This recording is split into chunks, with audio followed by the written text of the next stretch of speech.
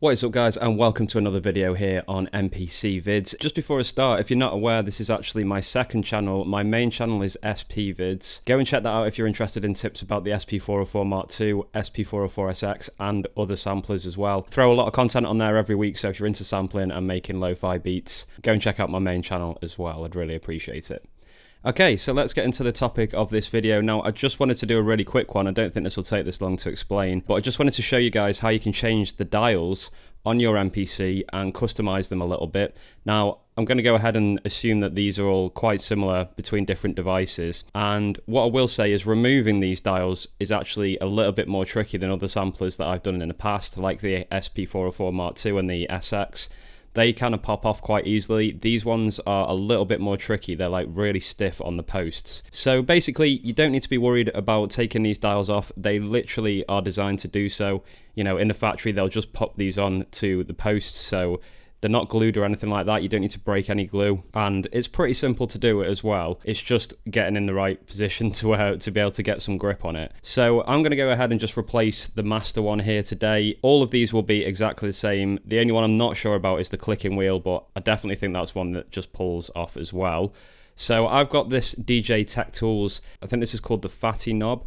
These are really, really good. I know a few people don't really like the colour of these because they are a bit childish, but they've got so many different colours that you can get. These have got a kind of rubberized feel to them. I think they're really, really good. They're my favourite dials that I've tried. Aesthetically, yeah, maybe not the best, but in terms of performance, especially if you're someone that performs live, these are really, really good. They're nice and grippy. But yeah, there's loads of different dials available on the market. You can get wooden ones, you can get really, really fancy ones, you know, you can get all sorts. The fitting for the MPC Live II here, and I imagine this will be the same across the board as well, and the SP404 range as well, they all use this kind of D-shaped post underneath the encoder dials. So once I take one of these off, you'll see what I mean, but it's really simple. They just slide on and off. The only difference being, like I mentioned, between this and the SP is that these are slightly tighter, so they're a bit harder to get off. Now, what I recommend you do is get yourself an elastic band.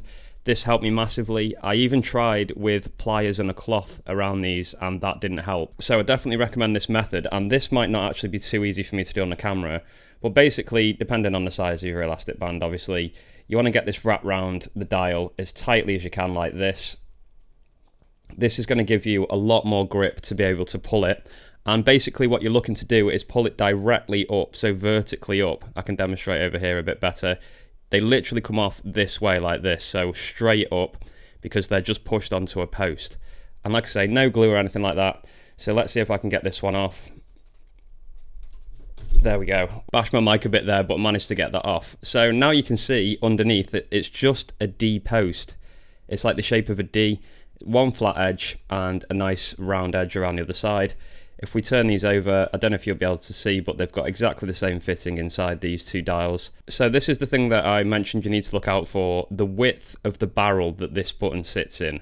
So if you go ahead and get a button that's too wide for that barrel, obviously it's not going to slide all the way on, and that's going to be a bit of a problem. So you need to probably measure this if you want to be completely sure, and then make sure that the bottom diameter of the dials that you're picking up is the same as the stock one or smaller. As you can see with these, they're pretty much exactly the same size. I'd probably say that the chroma cap's about 1/2 mil bigger. So basically no difference at all, which is great. So I'm going to go ahead, just pop this on. There we go, and just push it down. And you could feel there that it was quite tight. It doesn't quite sit as well on the MPC, but it's nice to have that extra grip, and this dial works absolutely perfectly. A big improvement in terms of grip from the stock one. Now, even just holding this one, it feels quite slippy to hold, but you know, the rubberized feel of the chroma caps dial is really, really nice. So I don't tend to use this dial all that much really, my master volume, but it's nice to have a little bit of extra grip on there. It would be nice to go ahead and change all these for exactly the same color. I might go ahead and do that at some point, and I will actually go ahead on video and see if I can get this one off. So we'll use the same technique, and I definitely think it's the same kind. Yeah, there we go. That's come straight off. That was actually a lot easier. So there's actually quite a lot of rubbish in there, which will probably benefit from getting cleaned out. And if we just check, yeah, that's exactly the same size. I mean, that looks stupid, obviously, but you could go ahead and change it for that one if you wanted to, or find something on the internet which will fit inside this indent here and be able to go on there. So I'm going to stick this one back on for now. And again, with this one, it's impossible to get it wrong actually, because this is a fully 360 dial. So you just need to make sure the bottom lines up with the D. There you go, push it back on, and that's back on and ready to go.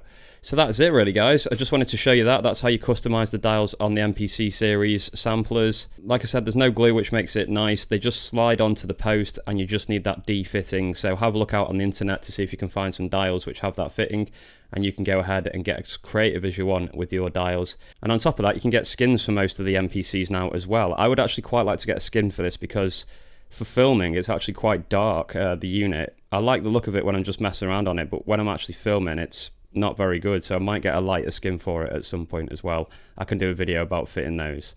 That's it for this one, guys. I hope it helps you out if you're looking to change the dials on your MPCs. You can add a bit of glitz and glam and make your beat making experience that little bit better. Please subscribe if you're new around here, as I'm trying to build up this channel. I'd really appreciate that. I'll have more content coming very, very soon.